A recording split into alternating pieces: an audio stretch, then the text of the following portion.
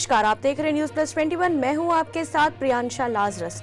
भारतीय जनता युवा मोर्चा ने रोजगार व बेरोजगारी भत्ता की मांग को लेकर जिला रोजगार कार्यालय कबीरधाम का उग्र घेराव किया।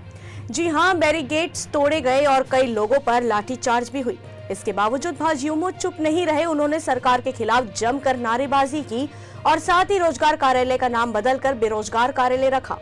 भारतीय जनता युवा मोर्चा के जिला अध्यक्ष ठाकुर पीयूष सिंह ने कहा कि भूपेश बघेल की सरकार जब से आई है तब से उन्होंने सिर्फ झूठे वादे किए हैं। आपको बता दें, आगे उन्होंने कहा कि रोजगार के नाम पर सिर्फ गार्डों की भर्ती की जा रही है। भारतीय जनता पार्टी हमेशा से युवाओं के हित के लिए काम कर रही थी और आगे भी करेंगे। प्रदर्शन के दौरान भाजपा प्रदेश मंत्री विजय शर्मा, पंडरिया पूर्व विधायक मोतीराम चंद्रवंशी एवं कवर्धा पूर्व विधायक अशोक साहू, भाजपा शहर मंडल अध्यक्ष चंद्र प्रकाश चंद्रवंशी, कैलाश चंद्रवंशी, बालाराम चंद्रवंशी, भाजयुमो जिला अध्यक्ष ठाकुर पीयूष सिंह के साथ बड़ी संख्या में भारतीय जनता पार्टी के सदस्य मौजूद रहे।